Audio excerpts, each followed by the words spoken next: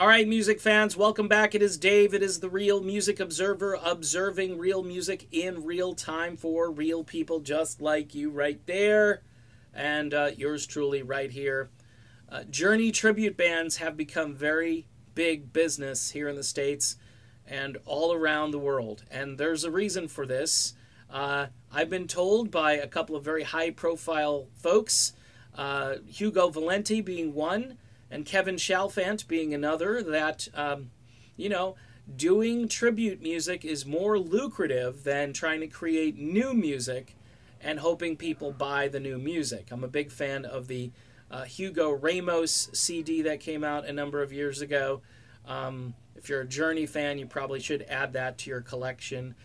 Just incredible recorded music.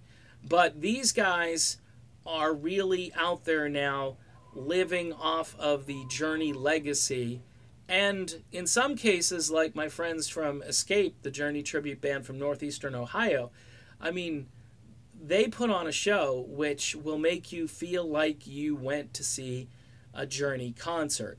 Now, why is this? Why has this happened? And, the same can be true for other tribute bands that are out there. There are Fleetwood Mac tributes, there are Steely Dan tributes, there are Chicago, the band, tributes. There are a lot of tribute bands out there that specialize in recreating that sound. Well, we're starting to lose that sound.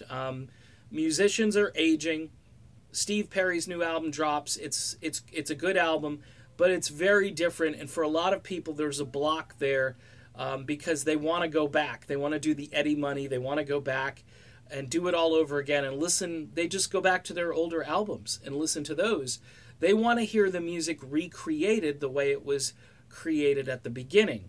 A lot of folks just don't have sympathy for somebody who's aged and whose voice sounds completely different from what it sounded like when these albums were originally recorded. I know that's harsh, but it's a reality. The other factor is American radio has completely abandoned melodic rock music. Not rock music. There is rock music to be listened to. And, of course, the definition of rock at a certain point is just a guy who bangs on his guitar, a vocalist who has this brooding, ominous voice, a lot of thumping, a lot of just production values that don't... I mean, I grew up listening to the Rolling Stones on the radio as kind of like a benchmark for what a rock record should sound like. Some blues, some soul, some R&B, and some straight up rock in there, and maybe some world music from time to time, just some different things. Nowadays, it's like one size fits all, and it's in every format, in every genre. And all of those genres are utilizing technology, which makes the sound so much less personal and so much less organic. And it just...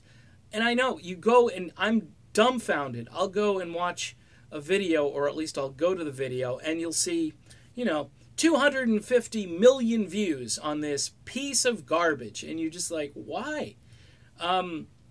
We've kind of lost that battle. And... anybody who thinks that rock is alive in the true sense of the word, you're really, you're just the one person probably that has the faith. You can say, hey, Journey and Def Leppard toured the country, rock isn't dead, they sold out all these shows. That's very true. The problem is nobody is coming up through the ranks to replace, and radio has no interest. You've got some interest in bands like the Struts and Greta Van Fleet and Ghost, but it's minimal, and honestly, all three of those groups aren't adequately equipped, as far as I can hear, to actually bring everything back. Greta sounds like Led Zeppelin. The Struts are kind of strange. They don't have a real sound. Ghost is all... they're arguably sort of this goth pop thing that I don't completely understand. Some of it sounds good, but folks, this isn't, you don't have anybody coming along to replace like Eric Clapton. You don't have any, and yeah, maybe in the blues world, but those blues songs, those blues artists aren't getting played on mainstream rock stations. They're not. If they are, it's a specialty program on Sunday morning for like an hour, and it isn't the same as what it used to be. Yes, there's more social media. Yes, you can go searching yourself, but I can spend an entire day searching and find great music that nobody else has heard. I've gone to videos on YouTube that have 0 views that should be watched because the quality of the music is fantastic. Yet I can go to a piece of crap on YouTube and it's got like 1 billion views or some ridiculous number. So Journey tribute bands will continue to do well, and other nostalgic tributes, Fleetwood Mac, Chicago, kind of like the Irving Azoff flock of bands. You'll see more and more tributes pop up. I'm amazed. People send me links all the time. The thing about tributes is that there are good tributes, and then there are just tributes that are horrible. They sound like bad cover bands at your local bar, and nothing really will separate a bad tribute from just a cover band at your bar. In fact, the bar band will play all this different music from different artists. I would rather hear that than hear a tribute band that's horrible attempt to play one band all night long and just completely decimate it. So that's my video about this topic. It's kind of a think piece, kind of a conversation starter.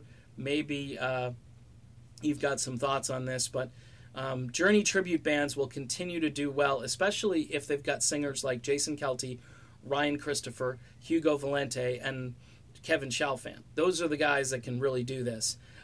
You shouldn't really try this at home, especially Steve Perry in the 1980s. Really a very high degree of difficulty to achieve. Just saying. All right, done. See you soon.